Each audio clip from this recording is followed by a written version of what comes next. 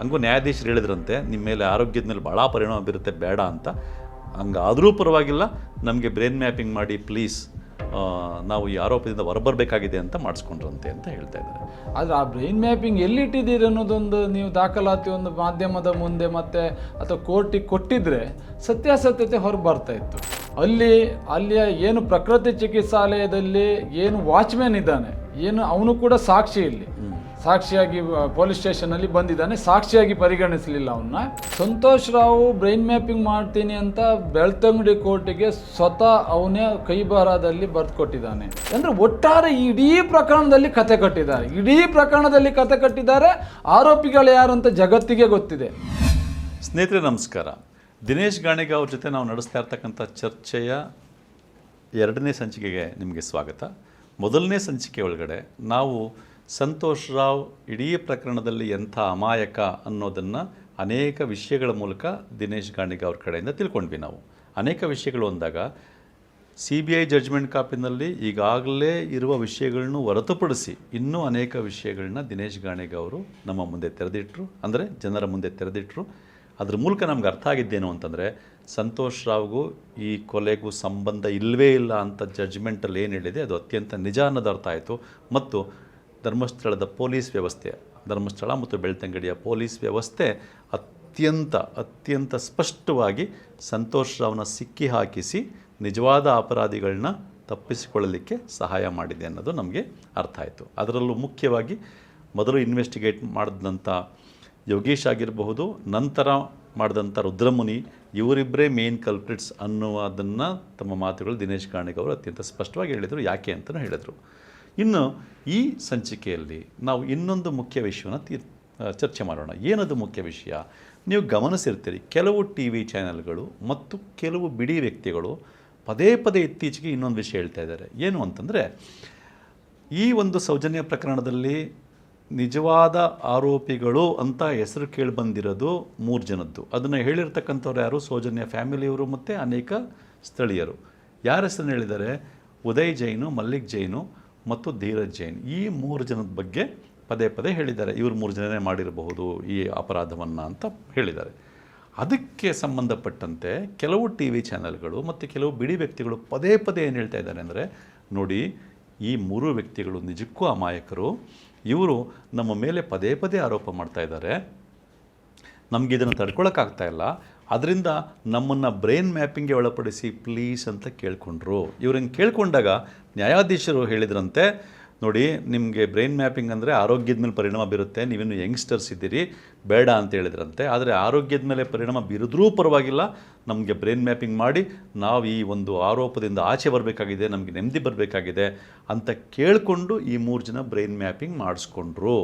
Brain mapping ಮಾಡಿಸ್ಕೊಂಡಿರೋದ್ರಿಂದ ಇವರು ಕಂಪ್ಲೀಟಾಗಿ ನಿರಪರಾಧಿಗಳು, ಅತ್ಯಂತ ಅಮಾಯಕರು ಅನ್ನೋ ಒಂದು ಸಂದೇಶವನ್ನು ಯಾರು ಕೆಲವು TV ಚಾನೆಲ್ಗಳು, ಕೆಲವು ಬಿಡಿ ವ್ಯಕ್ತಿಗಳು ಕೊಡ್ತಾ ಇದ್ದಾರೆ. ಈ ಒಂದು ವಿಷಯದ ಬಗ್ಗೆ ದಿನೇಶ್ ಗಾಣಿಗ ಅವರ ಹತ್ರ ಚರ್ಚೆ ಮಾಡಿ ನಾವು ವಾಸ್ತವ ಏನು ಅಂತ ತಿಳ್ಕೊಳ್ಳುವಂಥ ಪ್ರಯತ್ನ ಪಡೋಣ.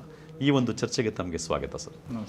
ಈಗ ಅನೇಕ TV ಚಾನೆಲ್ಗಳಲ್ಲಿ, ಕೆಲವು TV ಚಾನೆಲ್ಗಳಲ್ಲಿ ಇದು ಪದೇ ಬರ್ತಾ ಇದೆ. ಕೆಲವು ಬಿಡಿ ವ್ಯಕ್ತಿಗಳು ಇದನ್ನ ಮಾತಾಡ್ತಾ ಇದ್ದಾರೆ. ಯಾವ ಮಟ್ಟಕ್ಕೆ ಮಾತಾಡ್ತಾ ಇದ್ದಾರೆ ಅಂತಂದರೆ, ಉದಯ್ ಜೈನ್, ಮಲ್ಲಿಕ್ ಜೈನ್, ಧೀರಜ್ ಜೈನ್ ಈ 3 ವ್ಯಕ್ತಿಗಳು ಅತ್ಯಂತ ಅಮಾಯಕರು, ಅವ್ರ ಮೇಲೆ ಎಡೆಬಿಡದೆ ಆರೋಪವನ್ನು ಹೊರಿಸಲಾಗ್ತಾಯಿದೆ, ಇವರೇ 3 ಜನ ಮಾಡಿದ್ರೇನೋ ಅಂತ. ಹಂಗಾಗಿ ಅವರಿಗೆ ಬಹಳ ನೋವಾಗ್ಬಿಟ್ಟು ಮನಸ್ಸಿಗೆ ಅವರೇ ಆಗಿ ವಾಲಂಟರಿಯಾಗಿ ಹೋಗಿ ಏನು ಮಾಡ್ಕೊಂಡಿದ್ದಾರೆ, ಬ್ರೈನ್ ಮ್ಯಾಪಿಂಗ್ ಮಾಡಿಸ್ಕೊಂಡಿದ್ದಾರೆ.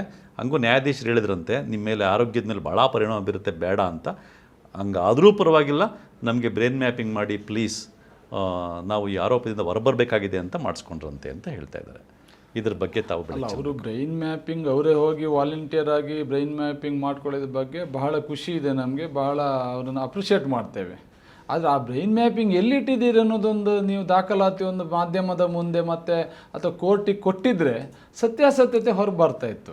ಅಂದರೆ ನೀವು ಹೇಳ್ತಾ ಇರೋದು ಬ್ರೈನ್ ಮ್ಯಾಪಿಂಗ್ ಮಾಡಿಸ್ಕೊಂಡಿದ್ದೀವಿ ಅಂತ ಏನು ಹೇಳ್ತಾ ಇದ್ದಾರೆ, ಆ ರಿಪೋರ್ಟನ್ನು ಕೋರ್ಟ್ಗೆ ಸಬ್ಮಿಟ್ ಮಾಡಿಲ್ಲ ಕೂಡ. ಯಾವ ಕೋರ್ಟಲ್ಲೂ ಕೂಡ, ಮೊದಲೇ ಬೆಳ್ತಂಗಡಿ ಕೋರ್ಟಲ್ಲೂ ಅದ್ರ ಬಗ್ಗೆ ದಾಖಲಾತಿ ಇಲ್ಲ, CBI ಕೋರ್ಟಲ್ಲೂ ಕೂಡ ಅದರಲ್ಲಿ ದಾಖಲಾತಿ ಇಲ್ಲ. CBI ಇನ್ವೆಸ್ಟಿಗೇಷನ್ ಆಫೀಸರ್ ಒಂದು ಕಡೆ ಉಲ್ಲೇಖ ಮಾಡಿದ್ದಾರೆ ಅಷ್ಟೇ, ಅವ್ರದ್ದು ಬ್ರೈನ್ ಮ್ಯಾಪಿಂಗ್ ಆಗಿದೆ, ಅವ್ರನ್ನ ನಾವು ಅಂದರೆ ಆರೋಪಿ ಅಂತ ಕಂಡು ಬಂದಿಲ್ಲ, ಅದರಿಂದ ನಾವು ಮಾಡಿಲ್ಲ ಅನ್ನೋದನ್ನು ಉಲ್ಲೇಖ ಮಾಡಿದ್ದಾರೆ. ಅಷ್ಟು ಬಿಟ್ಟರೆ ಯಾವ ದಾಖಲಾತಿಯೂ ಕೂಡ ಕೋರ್ಟ್ ಮುಂದಿಲ್ಲ. ಒಂದನೇದಾಗಿ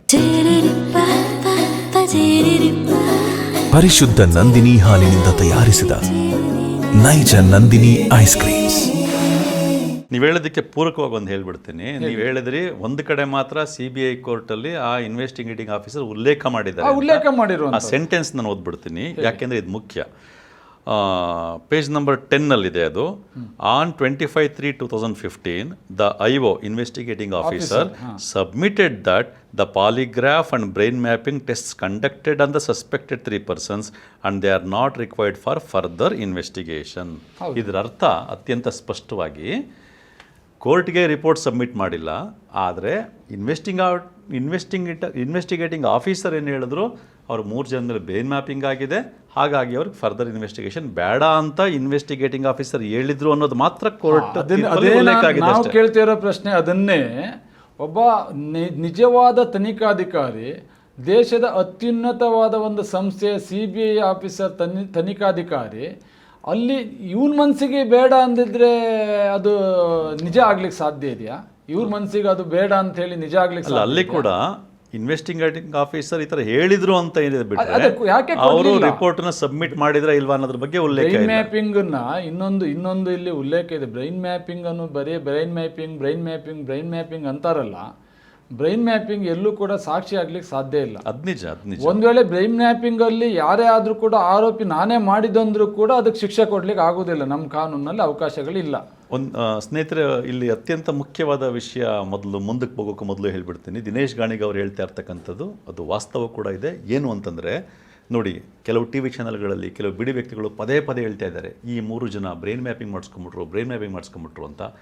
ಆದರೆ ದಿನೇಶ್ ಗಾಣಿಗ ಅವರು ಮುಂದೆ ತೆರೆದಿರ್ತಾ ಇರ್ತಕ್ಕಂಥ ವಿಷಯ ಏನು ಅಂತಂದರೆ, ಬ್ರೈನ್ ಮ್ಯಾಪಿಂಗ್ ಮಾಡಿಸ್ಕೊಂಡಿದ್ದಾರೆ ಅಂತ ಹೇಳ್ತಾ ಇದ್ದಾರಲ್ಲ, ಆ ರಿಪೋರ್ಟನ್ನು ಎಲ್ಲಿಯೂ ಸಬ್ಮಿಟ್ ಮಾಡಿಲ್ಲ, ಯಾವುದೇ ಕೋರ್ಟ್ಗೂ ಸಬ್ಮಿಟ್ ಮಾಡಿಲ್ಲ ಅನ್ನೋದನ್ನು ಅತ್ಯಂತ ಸ್ಪಷ್ಟವಾಗಿ ಹೇಳ್ತಾ ಇದ್ದಾರೆ. ಮತ್ತು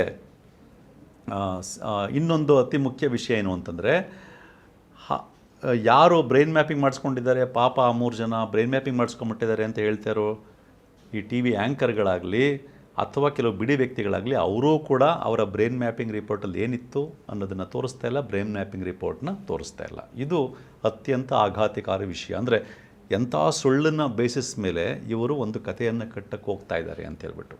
ಮತ್ತು ಇನ್ನೊಂದೇನು ಅಂತಂದರೆ, ಇತ್ತೀಚೆಗೆ ಒಂದು TV ಚಾನಲಲ್ಲಿ ಪಾಪ ಅದು ಮಹಿಳಾ ಆ್ಯಂಕರು ನಾನೇನು ಓದಿದ್ನಲ್ಲ ಈಗ ನಿಮ್ಮ ಮುಂದೆ ಅದನ್ನು ಓದೋದ್ರ ಮೂಲಕ ಅವ್ರು ಏನನ್ನ ಹೇಳಕ್ಕೆ ಪ್ರಯತ್ನ ಪಟ್ಟರು ಅಂದರೆ, ನೋಡಿ ಬ್ರೈನ್ ಮ್ಯಾಪಿಂಗ್ ಮಾಡಿಸ್ಕೊಂಬಿಟ್ಟಿದ್ದಾರೆ ಅಂತ ಆ 3 ಜನರ ಪರವಾಗಿ ಒಂದು ವಾದವನ್ನು ಮುಂದೆ ಟ್ರೈ ಮಾಡಿದ್ರು ಯಾರು, ಆ ಮಹಿಳಾ ಆ್ಯಂಕರು.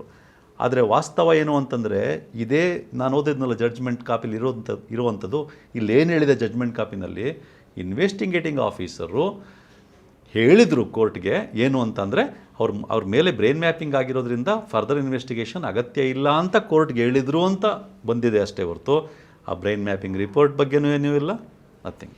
ಇಲ್ಲಿ ಇನ್ನೊಂದು 2-3 ವಿಚಾರವನ್ನು ಸ್ವಲ್ಪ ಸೀರಿಯಸ್ ಆಗಿ ತಿಳ್ಕೊಳ್ಬೇಕಾಗತ್ತೆ. ಏನು ಕೇಳಿದರೆ, ಇವರೆಲ್ಲ ಇನ್ವೆಸ್ಟಿಗೇಷನ್ ಆಫೀಸರ್ ಇದ್ದಾರಲ್ಲ, ಇವ್ರು 3 ಜನ ಇಲ್ಲ ಬ್ರೈನ್ ಮ್ಯಾಪಿಂಗ್ ಇಲ್ಲ, ನಾವು ಮೊಬೈಲ್ ಟವರ್ ಇದು ಮಾಡಿದ್ದೀವಿ, ಯಾವುದು ಕೂಡ ಅವ್ರು ಕಂಡು ಬಂದಿಲ್ಲ ಅಂತೇಳಿ ಹೇಳ್ತಾರೆ. ಬಿಟ್ಟರೆ ಎಲ್ಲೂ ಕೂಡ ಡಾಕ್ಯುಮೆಂಟನ್ನು ಕೋರ್ಟಿಗೆ ಚಾರ್ಜ್ ಶೀಟಲ್ಲಿ ಉಲ್ಲೇಖನೇ ಮಾಡೋದಿಲ್ಲ. ಅದು ಒಂದು ಪಾರ್ಟ್.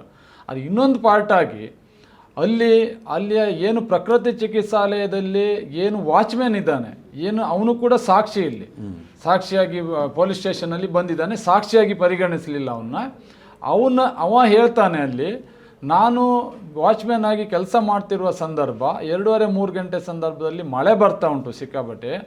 ಆ ಸಂದರ್ಭದಲ್ಲಿ 2 ಬೈಕಲ್ಲಿ 4 ಜನ ಬಂದು ಇಲ್ಲಿ ನಿಂತ್ಕೊಂಡಿದ್ರು. ಅಲ್ಲಿ ಬಸ್ ಸ್ಟ್ಯಾಂಡ್ ಇತ್ತು, ಆ ಬಸ್ ಸ್ಟ್ಯಾಂಡ್ ಪಕ್ಕದಲ್ಲಿ ನಿಂತ್ಕೊಂಡಿದ್ರು. ಆಮೇಲೆ ಮಳೆ ನಿಂತ ನಂತರ ಅವ್ರು ಆ ಕಡೆ ಈ ಕಡೆ ಎಲ್ಲ ಹೋದ್ರು, ಆಮೇಲೆ ನೋಡಿಲ್ಲ ಅನ್ನೋದನ್ನು ಉಲ್ಲೇಖ ಮಾಡ್ತಾರೆ. ಒಂದನೇದಾಗಿ. ಎರಡನೇದಾಗಿ, ಅದೇ ದಾರಿಯಲ್ಲಿ ಏನು ಸೌಜನ್ಯ ಹೋಗಿ ಮಿಸ್ಸಿಂಗ್ ಆಯಿತು, ಅದೇ ಸೌಜನ್ಯ ಮನೆಗೆ ಹೋಗೋ ದಾರಿನೇ ವರ್ಷ ಅನ್ನೋ ಹುಡುಗಿ ಅವ್ರ ಮನೆಗೂ ಹೋಗುವಂಥದ್ದು. ಆ ವರ್ಷ ಅನ್ನೋ ಹುಡುಗಿನೂ ಕೂಡ ಇದೇ ಮಾತನ್ನು ಹೇಳ್ತದೆ. 4 ಜನ ಅಲ್ಲಿ ಬೈಕಲ್ಲಿದ್ದರು, 4 ಜನ ನಿಂತಿದ್ರು. ಆ 4 ಜನರಲ್ಲಿ ಒಬ್ಬರು ಈ ತುಳುವಲ್ಲಿ ಮಾತಾಡ್ತಿದ್ರು, ಈ ಜಾಗ ಸರಿ ಇಲ್ಲ, ಇಲ್ಲೇನು ಮಾಡ್ಲಿಕ್ಕೆ ಆಗುವುದಿಲ್ಲ, ನೋಡುವ ಅಂತ ಹೇಳ್ತಾ ಇದ್ರು ಅನ್ನೋದನ್ನು ಉಲ್ಲೇಖ ಮಾಡಿ CBI ಇನ್ವೆಸ್ಟಿಗೇಷನ್ ಆಫೀಸರ್ ಹತ್ರ ಹೇಳಿದ್ದಾಳೆ. ಆ ಮಾತನ್ನು CBI ಅವರು ಕೋರ್ಟ್ ಮುಂದೆ ಹೇಳ್ತಾರೆ. ಆದರೆ ಎಲ್ಲೂ ಕೂಡ ಅವಳನ್ನು ಸಾಕ್ಷಿಯಾಗಿ ಪರಿಗಣಿಸ್ತಾ ಇಲ್ಲ. ಎರಡನೇದಾಗಿ, ಮೂರನೇದಾಗಿ ಏನು ಸೌಜನ್ಯಳ ಚಿಕ್ಕಮ್ಮ ಮನೆಗೆ ಹೋಗಬೇಕಾದ್ರೆ ಸಂದರ್ಭ ಅವ್ರ ಮನೆಯಲ್ಲಿ ಹೊಸಕ್ಕಿ ಊಟ ಉಂಟು ಅಂತ ಮನೆಗೆ ಊಟ ಮಾಡಲಿಕ್ಕೆ ಹೋಗುವಂಥ ಸಂದರ್ಭದಲ್ಲಿ ಅಲ್ಲಿ ಕೂಡ 4 ಜನ ನಿಂತಿದ್ದಾರಂತ ಅವರು ಕೂಡ ಉಲ್ಲೇಖ ಮಾಡ್ತಾರೆ. CBI ಅವರು ಕೂಡ ಅದನ್ನು ಅವರ ತನಿಖೆಯನ್ನು ಮಾಡ್ತಾರೆ. ಆದರೆ ಅವಳನ್ನು ಕೂಡ ಸಾಕ್ಷಿಯಾಗಿ ಪರಿಗಣಿಸುವುದಿಲ್ಲ, ಎಲ್ಲೂ ಕೂಡ ಉಲ್ಲೇಖ ಮಾಡೋದಿಲ್ಲ. ಯಾರು ಜನಾರ್ದನನನ್ನು ತಗೊಳ್ಳೋದಿಲ್ಲ, ಇವರು ವರ್ಷನ್ನು ತಗೊಳ್ಳೋದಿಲ್ಲ, ಯಶೋದನ್ನು ತಗೊಳ್ಳೋದಿಲ್ಲ. ಅಂದರೆ ಇವ್ರ ಉದ್ದೇಶ ಸ್ಪಷ್ಟವಾಗಿದೆ. ಒಟ್ಟಾರೆ ಇವ್ರು 3 ಜನನ ಸಾಕ್ಷಿ ಮಾಡಿದರೆ ಅವ್ರು 3 ಜನ ಕೋರ್ಟ್ ಕಟಕಟೆಯಲ್ಲಿ ನಿಲ್ಲಬೇಕಾಗುತ್ತನ್ನೋದಂತೂ ಖಂಡಿತ ಗೊತ್ತಿದೆ. ಆ ಕಾರಣಕ್ಕಾಗಿ ಇವ್ರು 3 ಜನನೂ ಕೂಡ ಸಾಕ್ಷಿಯಾಗಿ ಪರಿಗಣಿಸುವುದಿಲ್ಲ. ಮತ್ತು ಇನ್ನೊಂದು ಇಲ್ಲಿ ಗಮನಿಸಬೇಕಾಗಿರ್ತಕ್ಕಂಥ ಅತಿ ಮುಖ್ಯ ವಿಷಯ ಏನು ಅಂತಂದರೆ, ಒಂದು ದಿನೇಶ್ ಗಾಣಿಗೆ ಅವ್ರು ಹೀಗೆ ಹೇಳಿದ್ದು, ಅಂದರೆ 3 ಜನನ್ನ ವರ್ಷ ಆಗಿರ್ಬೋದು, ಯಶೋಧ ಆಗಿರ್ಬೋದು, ಅವ್ರನ್ನ ಸಾಕ್ಷಿಯಾಗಿ ಪರಿಗಣಿಸಿದ್ದಿದ್ರೆ ಮತ್ತು ವಾಚ್ಮನ್ ಅವ್ರನ್ನ ಪರಿಗಣಿಸಿದ್ದಿದ್ರೆ ಇವರು 3 ಜನನ ಕಟೆ ಕರೆಯಬೇಕಾಗಿತ್ತು. ಅದನ್ನು ಅವಾಯ್ಡ್ ಮಾಡೋಕ್ಕೋಸ್ಕರ ಅವ್ರನ್ನ ಸಾಕ್ಷಿಯಾಗಿ ಪರಿಗಣಿಸಿಲ್ಲ, ಅವ್ರು ಸ್ಟೇಟ್ಮೆಂಟ್ ತೊಗೊಂಡಿದ್ರು ಕೂಡ ಅನ್ನೋದನ್ನು ಒಂದು ಮುಖ್ಯ ಅಂಶ ಹೇಳ್ತಾ ಇದ್ದಾರೆ. ಮತ್ತೊಂದು ಎಲ್ಲ ವೀಕ್ಷಕರ ಗಮನಕ್ಕೆ, ಈ ಬ್ರೈನ್ ಮ್ಯಾಪಿಂಗ್ ಅಂತ ಏನಿದೆ, ಇದ್ರ ಬಗ್ಗೆ ಜನಕ್ಕೆ ಒಂದು ಮಿಸ್ಕನ್ಸೆಪ್ಷನ್ ಇದೆ. ಈಗ ಉದಾಹರಣೆಗೆ ಸೌಜನ್ಯಳ ಸಾವಿನ ವಿಷಯದಲ್ಲಿ ಮಹಾಬಲ್ ಶೆಟ್ರನ್ನ, ಅಥವಾ ಇಲ್ಲಿ ಮಹಾಬಲ್ ಶೆಟ್ರು ಏನು ಬಂದು 70 ಶವಗಳನ್ನ ಒಂದೇ ಕಡೆ ಪೋಸ್ಟ್ಮಾರ್ಟಮ್ ಮಾಡಿದ್ದೀನಿ ನಾನು ಅಂತೆಲ್ಲ ಕೆಲವು ಸ್ಟೇಟ್ಮೆಂಟ್ ಕೊಟ್ಟರಲ್ಲ ಟಿ ವಿಗಳಿಗೆ, ಅದ್ರ ಬಗ್ಗೆ ಎಲ್ಲ ಬಂದಾಗ ಕೆಲವರು ಟಿ ವಿ ನಮ್ಮ ವಿಡಿಯೋ ಕಾಮೆಂಟ್ಗಳಲ್ಲಿ ಆಗ್ತಾ ಇರ್ತಾರೆ, ಅವ್ರನ್ನ ಬ್ರೈನ್ ಮ್ಯಾಪಿಂಗ್ ಮಾಡಿಸ್ಬೇಕು, ಇವ್ರನ್ನ ಬ್ರೈನ್ ಮ್ಯಾಪಿಂಗ್ ಮಾಡಿಸ್ಬೇಕು ಅಂತ. ಆದರೆ ಬ್ರೈನ್ ಮ್ಯಾಪಿಂಗ್ ಬಗ್ಗೆ ಇರ್ತಕ್ಕಂಥ ವಾಸ್ತವ ಏನು ಅಂತಂದರೆ, ಬ್ರೈನ್ ಮ್ಯಾಪಿಂಗ್ ಅನ್ನೋದು ಎವಿಡೆನ್ಸ್ ಆಗಲ್ಲ, ಒಂದು. ಎರಡನೇದು, ಬ್ರೈನ್ ಮ್ಯಾಪಿಂಗ್ ಮಾಡಿದಾಗ ಇನ್ವೆಸ್ಟಿಗೇಟಿಂಗ್ ಆಫೀಸರ್ಗೆ ಆ ಬ್ರೈನ್ ಮ್ಯಾಪಿಂಗ್ ರಿಪೋರ್ಟಲ್ಲಿ ಒಬ್ಬ ವ್ಯಕ್ತಿ ಅಥವಾ ವ್ಯಕ್ತಿಗಳು ಯಾರ ಮೇಲೆ ಬ್ರೈನ್ ಮ್ಯಾಪಿಂಗ್ ಮಾಡ್ತಾರೋ ಅವರು ಒಂದು ಕೃತ್ಯ ಮಾಡಿದ್ದಾರೆ ಅಂತ ಆದರೂ ಅಥವಾ ಕೃತ್ಯ ಮಾಡಿಲ್ಲ ಅಂತ ಅನಿಸಿದ್ರು, ಯಾವುದೇ ರೀತಿ ಅನ್ನಿಸ್ಲಿ, ಅದನ್ನು ಫರ್ದರ್ ಇನ್ವೆಸ್ಟಿಗೇಷನ್ ಮಾಡಬೇಕು. ಬ್ರೈನ್ ಮ್ಯಾಪಿಂಗಲ್ಲಿ ಬರೋದೇ ಅಂತಿಮ ಅಲ್ಲ. ಅಂದರೆ ಬ್ರೈನ್ ಮ್ಯಾಪಿಂಗ್ ಮಾಡಿದಾಗ ಒಬ್ಬ ವ್ಯಕ್ತಿ ಆ ಕೃತ್ಯ ಮಾಡಿದ್ದಾನೆ ಅಂತ ಅನಿಸುತ್ತೆ ಇನ್ವೆಸ್ಟಿಗೇಟಿಂಗ್ ಆಫೀಸರ್ಗೆ, ಅದನ್ನು ಇಟ್ಕೊಂಡು ಪ್ರಾಸಿಕ್ಯೂಷನ್ನವರು ಅದನ್ನು ಕ್ರಾಸ್ ಕ್ವೆಶ್ಚನ್ ಮಾಡಿ ಬೇರೆ ಬೇರೆ ಥರ ಎಕ್ಸಾಮಿನ್ ಮಾಡಿ ಅದನ್ನು ಪ್ರೂವ್ ಮಾಡಬೇಕಾಗ್ತದೆ. ಅಥವಾ ಯಾವುದೇ ಒಬ್ಬ ವ್ಯಕ್ತಿ ಬ್ರೈನ್ ಮ್ಯಾಪಿಂಗಲ್ಲಿ ಈತ ಮಾಡಿಲ್ಲ ಅಂತ ಅನಿಸಿದ್ರೂ ಕೂಡ ಅದನ್ನು ಇನ್ವೆಸ್ಟಿಗೇಷನ್ ಮಾಡಬೇಕು. ಇದು ಇರ್ತಕ್ಕಂಥ ಕಾನೂನಿನ ಪ್ರಕ್ರಿಯೆ. ಆದರೆ ಇಲ್ಲೇನಾಗಿದೆ ನೋಡಿ, ಆ 3 ಜನ ಬ್ರೈನ್ ಮ್ಯಾಪಿಂಗ್ ಮಾಡಿಸ್ಕೊಂಡ್ಬಿಟ್ಟಿದ್ದಾರೆ, ಹಾಗಾಗಿ ಅವ್ರನ್ನ ಇನ್ವೆಸ್ಟಿಗೇಷನ್ ಮಾಡೋ ಅಗತ್ಯ ಇಲ್ಲ ಅಂತ ಅನ್ನಿಸ್ತು ಅಂತ CBIನ ಇನ್ವೆಸ್ಟಿಗೇಟಿಂಗ್ ಆಫೀಸರು ಕೋರ್ಟ್ಗೆ ಹೇಳ್ತಾರೆ. ಇದನ್ನು ನಾವು ಗಮನಿಸಬೇಕಾಗಿರೋದು. ಇಲ್ಲಿ ಇನ್ನೊಂದು ಬಹಳ ಮುಖ್ಯವಾದ ಅಂಶ ಏನು ಕೇಳಿದ್ರು, ಎಲ್ಲರೂ ಹೇಳೋದು ಸಂತೋಷ್ ರಾವ್ ಬ್ರೈನ್ ಮ್ಯಾಪಿಂಗ್ ಆಗಿಲ್ಲ, ಬ್ರೈನ್ ಮ್ಯಾಪಿಂಗ್ ಒಪ್ತಾ ಇಲ್ಲ. ಯಾಕೆ ಒಪ್ತಾ ಇಲ್ಲ? ಒಪ್ಪಿದ್ರೆ ಸಿಕ್ಕಿ ಬೀಳ್ತಾ ಇದ್ದಾನೆ ಅಂತ ಹೇಳ್ತಾ ಇದ್ರು. ಇಲ್ಲಿ ಎರಡನ್ನೂ ನಾನು ಹೇಳ್ತೇನೆ. ಸಂತೋಷ್ ರಾವ್ ಬ್ರೈನ್ ಮ್ಯಾಪಿಂಗ್ ಮಾಡ್ತೀನಿ ಅಂತ ಬೆಳ್ತಂಗಡಿ ಕೋರ್ಟಿಗೆ ಸ್ವತಃ ಅವನೇ ಕೈಬರಹದಲ್ಲಿ ಬರೆದು ಕೊಟ್ಟಿದ್ದಾನೆ. ಆ ದಾಖಲಾತಿ ಕೂಡ ಇಲ್ಲೇ ಇದೆ, ಇಲ್ಲಿದೆ ನೋಡಿ. ಸ್ವತಃ ಅವನೇ ಬೆಳ್ತಂಗಡಿ ಕೋರ್ಟಿಗೆ ಕೊಟ್ಟಿರುವಂಥದ್ದು ದಾಖಲಾತಿ. ಆದರೆ ಇನ್ವೆಸ್ಟಿಗೇಷನ್ ಆಫೀಸರ್ ಹೇಳ್ತಾರೆ, ಒಂದು ಕೈಬರಹದಲ್ಲಿ ಇನ್ವೆಸ್ಟಿಗೇಷನ್ ಆಫೀಸರ್ ಕೋರ್ಟ್ ಶೀಲ್ ಇರಲ್ಲ, ಅದರಲ್ಲಿ ಅವರೇ ಕೊಟ್ಟಿರುವಂಥ ಒಂದು ದಾಖಲಾತಿನ ಯಾರ್ಯಾರೋ ಮಾಧ್ಯಮದಲ್ಲಿ ತೋರಿಸ್ತಾರೆ, ಸಂತೋಷ್ ರಾವ್ ಬ್ರೈನ್ ಮ್ಯಾಪಿಂಗಿಗೆ ಒಪ್ಪಿಲ್ಲ ಅಂತ. ಆಯಿತು, ಅದೊಂದು ಕಡೆ ಇಡೋಣ, ಸಂತೋಷ್ ರಾವ್ ಬ್ರೈನ್ ಮ್ಯಾಪಿಂಗಿಗೆ ಒಪ್ಪಿಲ್ಲ, ಅವನೇ ಒಂದು ರೀತಿಯಲ್ಲಿ ನಿಮ್ಮ ಲೆಕ್ಕದಲ್ಲಿ ಆರೋಪಿ ಅಂತ ತಿಳ್ಕೊಳ್ಳೋಣ. ಈ ಬ್ರೈನ್ ಮ್ಯಾಪಿಂಗ್ ಒಂದು ನಿಮಿಷ, ಇದು 14/10/2012 ಕೋರ್ಟ್ ಡಾಕ್ಯುಮೆಂಟ್ ಇದು. ನಾನು ಯಾವುದೇ ರೀತಿಯ ಪರೀಕ್ಷೆಗೆ ಒಳಪಡಲು ಸಿದ್ಧವಿದ್ದೇನೆ. ಆ ಟೈಮಲ್ಲಿ ಅವನು ಅರೆಸ್ಟ್ ಮಾಡಿ ಸ್ವಲ್ಪ ಟೈಮಲ್ಲಿ ಅವನು ಹೇಳಿದ್ದಾನೆ, ಕೊಟ್ಟಿದ್ದಾನೆ ಕೋರ್ಟಿಗೆ. ಅದು ಜಡ್ಜಿಗೆ ಕೊಟ್ಟಿದ್ದಾರೆ. ಅದು ಪ್ರೊಸೀಜರ್ ಏನು ಕೇಳಿದ್ರೆ ಇವರೆಲ್ಲ ಹೇಳ್ತಾರಲ್ಲ, CBI ಅವರು ಇವರು ಅವ್ನು ಕೊಟ್ಟಿಲ್ಲ ಇಲ್ಲೇನೋ ಕೆಲವೊಂದು ಮೀಡಿಯಾದಲ್ಲಿ ಸುಳ್ಳು ಹೇಳ್ತಾ ಇದ್ದಾರಲ್ಲ. ಅದ್ರ ಪ್ರೊಸೀಜರ್ ಏನು ಕೇಳಿದರೆ, ಒಬ್ಬ ಇನ್ವೆಸ್ಟಿಗೇಷನ್ ಆಫೀಸರು ಒಬ್ಬ ಅಪರಾಧಿನ ತನಿಖೆ ಮಾಡ್ತಾರೆ. ತನಿಖೆ ಮಾಡ್ತಿರುವ ಸಂದರ್ಭದಲ್ಲಿ ಅವ್ರಿಗೆ ಯಾವುದೇ ಸಾಕ್ಷ್ಯಗಳು ಸಿಗದೇ ಇರುವಂಥ ಸಂದರ್ಭದಲ್ಲಿ ಹೆಚ್ಚಿನ ತನಿಖೆಗಾಗಿ, ಅಂದರೆ ಏನಾದರೂ ಒಂದು ಎವಿಡೆನ್ಸ್ ಸಿಗ್ತದ ಆ ರೂಟಲ್ಲಿ ನಾವು ತನಿಖೆ ಮಾಡ್ಬೋದಾ ಅನ್ನುವ ಕಾರಣಕ್ಕಾಗಿ ಮಾತ್ರ ಅವನನ್ನು ಬ್ರೈನ್ ಮ್ಯಾಪಿಂಗ್ ಮಾಡುವಂಥದ್ದು. ಅದು ಬಿಟ್ಟರೆ ಆ ಬ್ರೈನ್ ಮ್ಯಾಪಿಂಗ್ಗೆ ಫೈನಲ್ ಅಲ್ಲ. ಆಯಿತು, ಅವನು ಮಾಡಿಲ್ಲ, ಇವರೆಲ್ಲ ಮಾಡಿದ್ರು. ಯಾರು ಧೀರಜ್ ಜೈನ್ ಮೇಲೆ ಅನುಮಾನ ಇತ್ತು, ಉದಯ್ ಜೈನ್ ಮೇಲೆ ಅನುಮಾನ ಇತ್ತು, ಮತ್ತೊಬ್ಬರು ಮಲ್ಲಿಕ್ ಜೈನ್ ಮೇಲೆ ಅನುಮಾನ ಇತ್ತು. ಜನ ಹೇಳ್ತಾ ಇದ್ರು ಎಲ್ಲ ರೀತಿಯಲ್ಲಿ ಆಯಿತು. ಇವರೆಲ್ಲ ರೀತಿಯಲ್ಲಿ ತನಿಖೆ ಮಾಡಿದ್ರಲ್ಲ, CBI ಅವರು ಮಾಡಿದ್ರು, COD ಅವರು ಮಾಡಿದ್ರು, ಸ್ಥಳೀಯ ಪೊಲೀಸ್ನವರು ಇವ್ರ ಮೇಲೆ ತನಿಖೆ ಮಾಡಿದ್ರು. ಇವರು ಖಡಾಖಂಡಿತವಾಗಿ ಇವ್ರ ಮೇಲೆ ಯಾವುದೇ ರೀತಿಯ ಸಂದೇಹಗಳಿಲ್ಲ ಅಲ್ಲ. ಆದರೆ 2017ರಲ್ಲಿ CBI ಕೋರ್ಟು ಚಂಗಪ್ಪ ಗೌಡ್ರ ಪಿಟಿಷನ್ ಮೇಲೆ ಇವರಿಗೆ ಸಮನ್ಸ್ ಜಾರಿ ಮಾಡ್ತದೆ. ಧೀರಜ್ ಜೈನ್, ಮಲ್ಲಿಕ್ ಜೈನ್ ಮತ್ತು 3 ಜನಿನ ಮೇಲೆ ಸಮನ್ಸ್ ಜಾರಿ ಮಾಡ್ತದೆ. ಇವ್ರು ಯಾಕೆ ಅಷ್ಟೆಲ್ಲ ತನಿಖೆ ಆದವರು, ಎಲ್ಲ ತನಿಖೆ ಮಾಡಾಗಿದೆ. ಟವರ್ ಲೊಕೇಶನ್ ಇಲ್ಲ, ಯಾಕಂದ್ರೆ ಟವರ್ ಲೊಕೇಶನ್ ಇದ್ರೂ ಕೂಡ ಸಿಕ್ಕಂಡು ಬೀಳ್ತಿದ್ರು, ಅದು ಕೂಡ ಬೇರೆ ಇದೆ. ಈ ಕಡೆ ಬ್ರೈನ್ ಮ್ಯಾಪಿಂಗು ಕೂಡ ಆಗಿದೆ. ಇವರೆಲ್ಲ ಹೇಳೋ ರೀತಿಯಲ್ಲಿ ದೊಡ್ಡ ಒಂದು ಸಾಹಸ ಮಾಡಿಬಿಟ್ಟಿದ್ದಾರೆ. ಹಾಗಾದ್ರೆ ನೀವು ಯಾಕೆ ಹೋಗಿ ಅಲ್ಲಿ ಸ್ಕ್ವಾಶ್ ಮಾಡಿಸ್ಕೊಂಡು ಬರಬೇಕಿತ್ತು? ಆಯಿತು, ಅದು ಒಂದು ನೀಡೋಣ, ಸ್ಕ್ವಾಶ್ ಮಾಡಿಸ್ಕೊಂಡು ಬಂದರೆ ಅದು ನೇರವಾಗಿ ನಿಮ್ಮ ಮೇಲೆ ಸಮನ್ಸ್ ಇರುವಂಥದ್ದು. ಆದರೆ ಅದೇ CBI ವಿಶೇಷ ಕೋರ್ಟು ವರ್ಷ ಮತ್ತು ಏನು ಯಶೋಧ ಸ್ಟೇಟ್ಮೆಂಟ್ಗಳ ಅಲ್ಲಿ ಉಲ್ಲೇಖ ಆದ ಕಾರಣಕ್ಕಾಗಿ ಬಹುಶಃ ಇನ್ನೂ ಕೂಡ ಹೆಚ್ಚಿನ ತನಿಖೆ ಅವಶ್ಯಕತೆ ಇದೆ ಎಂದು ತಿಳ್ಕೊಂಡು ಮರು ತನಿಖೆಗೆ ಆದೇಶ ಮಾಡ್ತದೆ. ಮರು ತನಿಖೆ ಅನ್ನೋದು ಯಾರ ಮೇಲೆ ಬೇಕಾದರೂ ಆಗೋದು. ವಾಪಸ್ ಫರ್ದರ್ ಇನ್ವೆಸ್ಟಿಗೇಷನ್ ನಿಮ್ಮ ಮೇಲೆ ಆಗೋದಿಲ್ಲಲ್ಲ. ನಿಮ್ಮ ಮೇಲೆ ತನಿಖೆ ಆಗಿದೆಯಲ್ಲ, ಎಲ್ಲ ರೀತಿ ತನಿಖೆಗೆ ನೀವು ಒಪ್ಪಿದ್ದೀರಿ. ಬ್ರೈನ್ ಮ್ಯಾಪಿಂಗ್ ಆಗಿದೆ, ಟವರ್ ಲೊಕೇಶನ್ ಆಗಿದೆ, CC ಕ್ಯಾಮರಾ ಆಗಿದೆ, ನಿಮಗೂ ಅದಕ್ಕೂ ಸಂಬಂಧನೇ ಇಲ್ದಿದ್ದವರು ನೀವು ಹೋಗಿ ಮತ್ತೆ ಯಾಕೆ ಅದೇ ಆರ್ಡ್ರಿಗೆ ಮರು ತನಿಖೆಗೆ ಸ್ಟೇ ತಗೊಂಡು ಬರ್ತೀರಿ, ಸ್ಕ್ವಾಶ್ ಮಾಡಿಸ್ಕೊಂಡು ಬರ್ತೀರಿ? ಅಂದರೆ ಇಲ್ಲಿ ಉದ್ದೇಶ ಇದೆ, ನೀವು ಖಡಾಖಂಡಿತವಾಗಿ ನಾನು ಮಾತಾಡ್ತೇನೆ, ನಿಮಗೂ ಅದಕ್ಕೂ ಸಂಬಂಧಗಳು ಇದ್ದೇ ಇದೆ. ಸ್ನೇಹಿತರೆ, ಇದು ಅತ್ಯಂತ ಗಂಭೀರವಾದ ವಿಷಯ. ನೀವು ಗಮನಿಸಿ, ನೀವು ಕೆಲವು TV ಚಾನಲ್ಗಳು ಮತ್ತು ಕೆಲವು ಬಿಡಿ ವ್ಯಕ್ತಿಗಳು ಹೇಳ್ತಾ ಇರೋದನ್ನು ಗಮನಿಸಿರ್ತೀರ. ಏನು ಆ 3 ಜನ ಅತ್ಯಂತ ಅಮಾಯಕರು, ಅವ್ರ ಮೇಲೆ ಆರೋಪ ಬಂದುಬಿಟ್ಟಿದ್ದಕ್ಕೆ ಅವ್ರಿಗೆ ಪದೇ ಆರೋಪ ಕೇಳೋಕ್ಕಾಗಲ್ಲ, ಬ್ರೈನ್ ಮ್ಯಾಪಿಂಗ್ ಮಾಡಿ ಅಂತ ಮಾಡಿಸ್ಕೊಂಡ್ಬಿಟ್ರು, ಹಂಗಾಗಿ ಅವ್ರ ಬಗ್ಗೆ ಮಾತಾಡಬಾರ್ದು ಅಂತ ನೀವು ಕೆಲವರು ಹೇಳ್ತಾ ಇರೋದು ಗಮನಿಸಿರ್ತೀರಿ. ಆದರೆ ತಮ್ಮ ಮೇಲೆ ಬ್ರೈನ್ ಮ್ಯಾಪಿಂಗ್ ಮಾಡಿ ಅಂತ ಮಾಡಿಸ್ಕೊಂಡಿದ್ದಾರಲ್ಲೋ ಗೊತ್ತಿಲ್ಲ, ಯಾಕೆಂದರೆ ಎಲ್ಲೂ ರಿಪೋರ್ಟ್ ಇಲ್ಲ, ಇರಲಿ, ಮಾಡಿಸ್ಕೊಂಡಂಥ ಇದೇ 3 ಜನ CBI ಕೋರ್ಟು ಮಧ್ಯೆ ಒಂದು ಸರಿ 2017ರಲ್ಲಿ ಆರ್ಡ್ರ್ ಕೊಡುತ್ತೆ. ಏನಂತ, ಈ 3 ಜನನ ಸಮನ್ ಮಾಡಿಬಿಟ್ಟು ಅಕ್ಯೂಸ್ ಮಾಡಿ ತನಿಖೆ ಮಾಡಬೇಕು ಅಂತ ಆರ್ಡ್ರ್ ಕೊಡುತ್ತೆ. ಆಮೇಲೆ ಇಡೀ ಒಂದು ಏನು ಪ್ರಕರಣ ಏನಾಗಿದೆ ಅದನ್ನ ರೀಇನ್ವೆಸ್ಟಿಗೇಷನ್ ಮಾಡಿ ಅಂತ ಹೇಳ್ಬಿಟ್ಟು CBI ಕೋರ್ಟು CBIಗೆ ಆರ್ಡ್ರ್ ಕೊಡುತ್ತೆ. ಆದರೆ ಇವರು ಹೈಕೋರ್ಟ್ಗೆ ಹೋಗ್ಬಿಟ್ಟು ಆರ್ಡ್ರಿಗೆ ಸ್ಟೇ ತರೋದಲ್ದೇ ಕಡೆಗೆ ಆರ್ಡ್ರನ್ನೇ ಕ್ವ್ಯಾಶ್ ಮಾಡಿಸ್ತಾರೆ. ನೀವೇ ಯೋಚನೆ ಮಾಡಿ, ನಿಜಕ್ಕೂ ಮಾಡಿಲ್ಲದೆ ಹೋಗಿದ್ದಿದ್ರೆ, ನಿಜಕ್ಕೂ ಅವ್ರಿಗೂ ಇದಕ್ಕೂ ಸಂಬಂಧನೇ ಇಲ್ಲ ಅಂತಿದ್ರೆ ಮರು ತನಿಖೆ ಏನಾದರೂ ಆಗಲಿ ಅಂತ ಬಿಡಬೇಕಾಗಿತ್ತಲ್ವಾ? ಮರು ತನಿಖೆಗೆ ಒಳಪಡಬೇಕಾಗಿತ್ತಲ್ವಾ? ಬ್ರೈನ್ ಮ್ಯಾಪಿಂಗ್ ಮಾಡಿಸ್ಕೊಂಬಿಟ್ಟಿದ್ದೀವಿ ಅಂತ ಹೇಳ್ತಾ ಇದ್ದಾರೆ. ಯಾಕೆ? ಬ್ರೈನ್ ಮ್ಯಾಪಿಂಗು ಸಾಕ್ಷಿನೂ ಅಲ್ಲ, ಏನೂ ಅಲ್ಲ. ಹೋಗಲಿ, ಬ್ರೈನ್ ಮ್ಯಾಪಿಂಗ್ ರಿಪೋರ್ಟ್ ಇವರೆಲ್ಲೂ ಕೊಟ್ಟಿಲ್ಲ. ಇವ್ರ ಪರವಾಗಿ ವಕೀಲಿಕೆ ಏನೋ ಮಾಡ್ತಾಯಿದ್ರಲ್ಲ, ವಕೀಲಿಕೆ ಅವ್ರುಗಳು ಕೂಡ ಎಲ್ಲೂ ಇವ್ರ ರಿಪೋರ್ಟ್ ತೋರಿಸ್ತಾ ಇಲ್ಲ. ಆಮೇಲೆ ಇವರ ಪರವಾಗಿ ಮಾತಾಡ್ತಾ ಇದ್ದಾರಲ್ಲ ಕೆಲವು TV ಚಾನಲ್ ಬಿಡಿ ವ್ಯಕ್ತಿಗಳು, ಬ್ರೈನ್ ಮ್ಯಾಪಿಂಗ್ ಮಾಡಿಸ್ಕೊಂಡ್ಬಿಟ್ಟಿದ್ದಾರೆ ಅಂತ ಗಮನಿಸಿ. ಈ TV ಚಾನಲ್ರು ಕೆಲವು ಬಿಡಿ ವ್ಯಕ್ತಿಗಳು ಎಲ್ಲೂ ಕೂಡ ಇದೇ 3 ಜನ ಹೋಗಿ ಫರ್ದರ್ ಇನ್ವೆಸ್ಟಿಗೇಷನ್ಗೆ ಸ್ಟೇ ತಂದರು ಅಂತನೋ, ಇದೇ 3 ಜನ ಹೋಗಿ ಇಡೀ ಫರ್ದರ್ ಇನ್ವೆಸ್ಟಿಗೇಷನ್ ಆರ್ಡ್ರನ್ನೇ ಹೈಕೋರ್ಟಲ್ಲಿ ಕ್ವ್ಯಾಶ್ ಮಾಡಿಸಿದ್ರು ಅಂತಲೂ ಹೇಳ್ತಾ ಇಲ್ಲ. ನೀವೇ ಯೋಚನೆ ಮಾಡಿ, ಏನೂ ಸಂಬಂಧ ಇಲ್ಲದೆ ಹೋಗಿದ್ದಿದ್ರೆ ಫರ್ದರ್ ಇನ್ವೆಸ್ಟಿಗೇಷನ್ ಮಾಡಿದ್ರೆ ಅವ್ರಿಗೇನು ತೊಂದರೆ?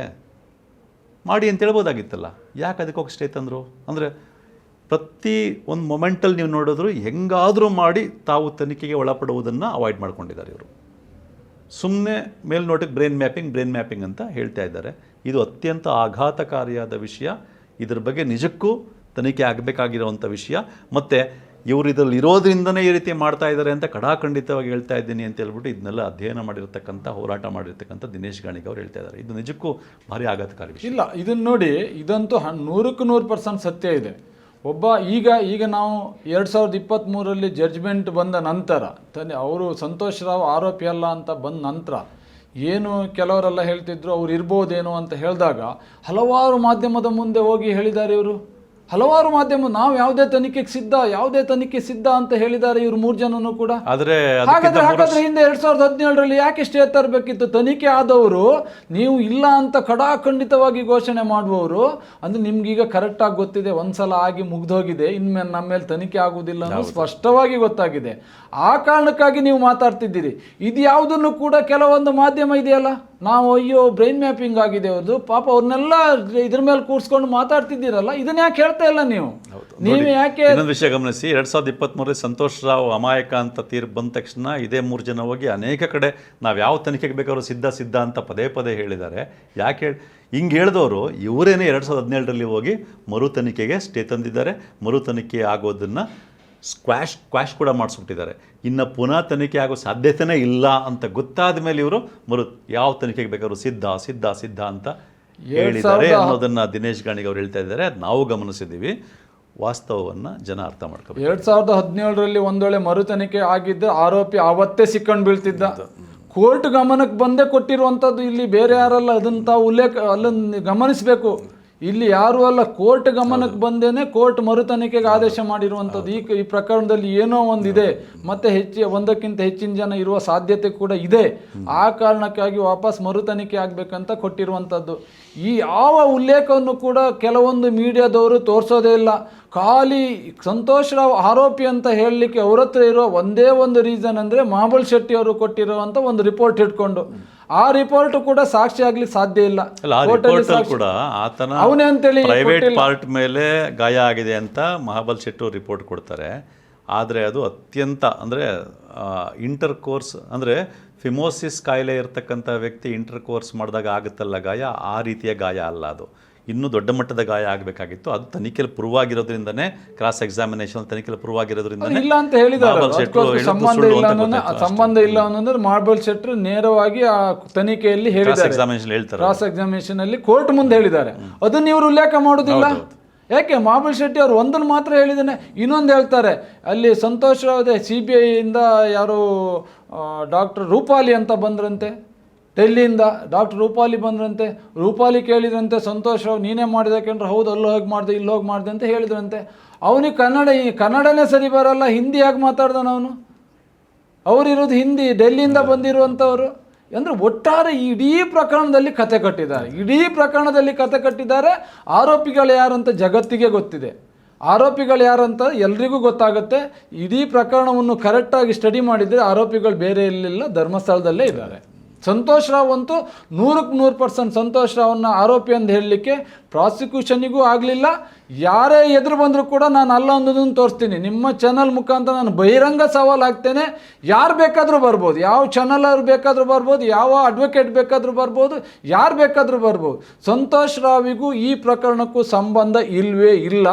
ಅದಕ್ಕೆ ಏನು ದಾಖಲಾತಿ ಬೇಕು ಅದ್ರ ಕೂಡ ನಾನು ಪ್ರೂವ್ ಮಾಡಲಿಕ್ಕೆ ತಯಾರಿದ್ದೇನೆ. ಸ್ನೇಹಿತರೆ, ಇಷ್ಟೊತ್ತು ನೀವು ನೋಡಿದ್ರಿ. ಇಲ್ಲಿ ಅತ್ಯಂತ ಮುಖ್ಯವಾಗಿ ಗಮನಿಸಬೇಕಾಗಿರೋದು, ಮೊದಲನೇ ಸಂಚಿಕೆಯಲ್ಲಿ ನಾವು ಚರ್ಚೆ ಮಾಡಿದ್ದು ಸಂತೋಷ್ ರಾವು ನಿಜವಾದ ಅಮಾಯಕ ಹೇಗೆ ಅನ್ನೋದನ್ನು ದಿನೇಶ್ ಗಾಣಿಗವರು ಎಳೆಯಾಗಿ ಬಿಚ್ಚಿಟ್ರು. ಆದರೆ ಕೆಲವು TV ಚಾನೆಲ್ಗಳು, ಕೆಲವು ಬಿಡಿ ವ್ಯಕ್ತಿಗಳು ಸಂತೋಷ್ ರಾವೆ ಅಂತ ಮಾತಾಡ್ತಾ ಇರೋದರ ಹಿಂದಿನ ಉದ್ದೇಶ ಏನು ಅಂದರೆ, ತನಿಖೆ ನಿಜವಾಗಿ ಸರಿಯಾಗಿ ನಡೆದರೆ ಇಂಥವ್ರನ್ನೂ ಕೂಡ ತನಿಖೆಗೊಳಪಡಿಸ್ಬೇಕು. ನಿಮ್ಗೆ ಏಕೆಂದರೆ ಇವ್ರಿಗೆ ಯಾರೋ ಗೊತ್ತಿರಬೇಕು, ಯಾರನ್ನೋ ಕಾಪಾಡೋಕ್ಕೆ ಇವ್ರು ಈ ಥರ ಮಾಡ್ತಾ ಇರಬೇಕು. ಅದಕ್ಕಿಂತ ಮುಂದುವರೆದು ಇನ್ನು 3 ಜನದ ಮೇಲೆ ಏನು ಆರೋಪ ಬರ್ತಾ ಇದೆ ಅವ್ರನ್ನ ಕಾಪಾಡೋಕ್ಕೋಸ್ಕರ ಇವರು ನೋಡಿ ಅವ್ರು ಬ್ರೈನ್ ಮ್ಯಾಪಿಂಗ್ ಮಾಡಿಸ್ಕೊಂಬಿಟ್ಟಿದ್ದಾರೆ ಅಂತ ಹೇಳ್ತಾ ಇದ್ದಾರೆ. ಆದರೆ ವಾಸ್ತವ ಈ ಚರ್ಚಲ್ಲಿ ಗೊತ್ತಾಗಿದ್ದು, ಬ್ರೈನ್ ಮ್ಯಾಪಿಂಗ್ ರಿಪೋರ್ಟ್ ಎಲ್ಲೂ ಕೂಡ ಯಾರೂ ನೋಡಿಲ್ಲ, ಎಲ್ಗೂ ಸಬ್ಮಿಟ್ ಆಗಿಲ್ಲ. ನಂಬರ್ 2, ಈ ಬ್ರೈನ್ ಮ್ಯಾಪಿಂಗ್ ಮಾಡಿಸ್ಕೊಂಡಂಥ ವ್ಯಕ್ತಿಗಳು ಅಷ್ಟೊಂದು ಪ್ರಾಮಾಣಿಕರಾಗಿದ್ದರೆ ಯಾವ ತನಿಖೆ ಏನಾದ್ರು ಎದುರಿಸೋಕ್ಕೆ ಸಿದ್ಧ ಇರಬೇಕಾಗಿತ್ತು. ಬ್ರೈನ್ ಮ್ಯಾಪಿಂಗು ವಾಲಂಟಿಯರಾಗಿ ಮಾಡಿಸ್ಕೊಂಡ್ವಿ ಅಂತ ಹೇಳ್ತಾರೆ. ಆದರೆ CBI ಕೋರ್ಟು ಇವ್ರನ್ನೂ ಅಕ್ಯೂಸ್ ಮಾಡಿ ಮರುತನಿಖೆ ಮಾಡಿ ಅಂತ ಹೇಳಿದ್ದಕ್ಕೆ ಇವರೇ ಹೋಗಿ ಸ್ಟೇ ತಂದಿದ್ದಾರೆ. ಕಡೆಗೆ ಹೈಕೋರ್ಟಲ್ಲಿ ಕ್ವಾಶ್ ಮಾಡಿಸಿದ್ದಾರೆ. ಇದನ್ನು ನೀವು ಗಮನಿಸಿ. ಮತ್ತು ಇನ್ನೊಂದು ಕಡೆ ಇವರು ಪದೇ ಹೇಳ್ತಾ ಇರೋದು, ಸಂತೋಷ್ ರಾವ್ ಯಾಕೆ ಬ್ರೈನ್ ಮ್ಯಾಪಿಂಗ್ ಒಪ್ಪಲಿಲ್ಲ ಅಂತ. ಸಂತೋಷ್ ರಾವು ಅರೆಸ್ಟ್ ಆದ ಕೆಲವೇ ದಿನಗಳಲ್ಲಿ ನಾನು ಯಾವ ಪರೀಕ್ಷೆಗೆ ಬೇಕಾದರೂ ರೆಡಿ ಇದ್ದೀನಿ ಅಂತೇಳ್ಬಿಟ್ಟು ಬರ್ಕೊಟ್ಟಿದ್ದಾನೆ. ಅದು ಕೋರ್ಟ್ ಡಾಕ್ಯುಮೆಂಟಲ್ಲಿದೆ, ಅದು ಮ್ಯಾಜಿಸ್ಟ್ರೇಟ್ ಮುಂದೆ ಇದು ಮಾಡಿರ್ತಕ್ಕಂಥದ್ದು. ಸೊ ಇಷ್ಟು ನಡೆದಿರ್ತಕ್ಕಂಥ ವಾಸ್ತವ. ಇದನ್ನೆಲ್ಲ ನೋಡಿದಾಗ ಅತ್ಯಂತ ಸ್ಪಷ್ಟವಾಗಿ ಏನು ಅರ್ಥ ಆಗ್ತಾ ಇದೆ ಹೇಳಿ. ಯಾರು ಅಪರಾಧಿಗಳಿದ್ದಾರೋ ಅವರು ಎಲ್ಲವನ್ನೂ ಮಾಡ್ತಾರೆ, ಇದನ್ನು ತಪ್ಪಿಸ್ಕೊಳ್ಳಿಕ್ಕೆ ಏನು ಬೇಕು ಎಲ್ಲವನ್ನೂ ಮಾಡ್ತಾರೆ. ಆದರೆ ಅವ್ರು ತಪ್ಪಿಸ್ಕೊಳ್ಳಿಕ್ಕೆ ಸಹಾಯ ಮಾಡಿರೋರು ಯಾರು? ಸಹಾಯ ಮಾಡಿರೋರು ಪೊಲೀಸ್ ಅಧಿಕಾರಿಗಳು ಮತ್ತು ವೈದ್ಯರು ಮತ್ತು CBI ಕೂಡ ಸರಿಯಾಗಿ ತನಿಖೆ ಮಾಡಿಲ್ಲ. CBI ಕೂಡ ಪರೋಕ್ಷವಾಗಿ ಅದು ಇದರಲ್ಲಿ ಶಾಮೀಲಾಗಿದೆ. ಇನ್ನು ಅದಕ್ಕಿಂತ ಹೆಚ್ಚಿನ ಅಪರಾಧಿಗಳು ಅಂತ ಹೇಳ್ಬೋದಾದ್ರೆ ಯಾರು ಅಂತಂದರೆ, ಮಾಧ್ಯಮದಲ್ಲಿದ್ದು ಈ ರೀತಿ ಅಪರಾಧಿಗಳು ತಪ್ಪಿಸ್ಕೊಳ್ಳೋಕ್ಕೆ ಟ್ರೈ ಮಾಡ್ತಾ ಇದ್ದಾರಲ್ಲ, ತಪ್ಪಿಸ್ಕೊಳ್ಳೋಕ್ಕೆ ಸಹಾಯ ಮಾಡೋ ಥರ ಪರೋಕ್ಷವಾಗಿ ಮಾಡ್ತಾ ಇದ್ದಾರಲ್ಲ, ಅದ್ರ ಮೂಲಕ ಸಂತೋಷ್ ರಾವ್ನೇ ಮತ್ತೆ ಸಿಕ್ಕಿಸ್ಲಿಕ್ಕೆ ಟ್ರೈ ಮಾಡ್ತಾ ಇದ್ದಾರಲ್ಲ, ಅತ್ಯಂತ ಅಮಾನವೀಯವಾಗಿ ಇವರ ಅಮಾನವೀಯತೆಯನ್ನು ನೀವು ಜನಸಾಮಾನ್ಯರು, ನಮ್ಮ ರಾಜ್ಯದ ಬಹುಸಂಖ್ಯಾತರು ಅರ್ಥ ಮಾಡ್ಕೋಬೇಕಾಗಿದೆ. ಈ ಒಟ್ಟಾರೆಯಾಗಿ ಈ ಚರ್ಚೆಗೆ ಬಂದು ಈ ಒಟ್ಟು ವಿಷಯಗಳಲ್ಲಿ ಏನು ಕೆಲವು ಮಾಧ್ಯಮಗಳು ದಿಕ್ತಪ್ಸಕ್ಕೆ ಟ್ರೈ ಮಾಡ್ತಾ ಇದ್ವೋ ಆ ವಿಷಯಗಳ ಬಗ್ಗೆ ಅತ್ಯಂತ ಸ್ಪಷ್ಟವಾಗಿ ದಾಖಲೆಗಳ ಸಮೇತ ಬೆಳಕು ಚೆಲ್ಲಿದಂಥ ದಿನೇಶ್ ಗಾಣಿಗ ಅವರಿಗೆ ಈ ದಿನ.com ವತಿಯಿಂದ ಧನ್ಯವಾದಗಳು ಸರ್. ಮತ್ತಷ್ಟು ವಿಶೇಷ ವಿಡಿಯೋಗಳನ್ನು ನೋಡಲು ಮತ್ತು ಹೊಸ ವಿಡಿಯೋಗಳ ಬಗ್ಗೆ ತಿಳಿಯಲು ಈ ದಿನ.com ಯೂಟ್ಯೂಬ್ ಚಾನೆಲ್ ಸಬ್ಸ್ಕ್ರೈಬ್ ಮಾಡಿ ಮತ್ತು ಬೆಲ್ ಐಕಾನ್ ಕ್ಲಿಕ್ ಮಾಡಿ.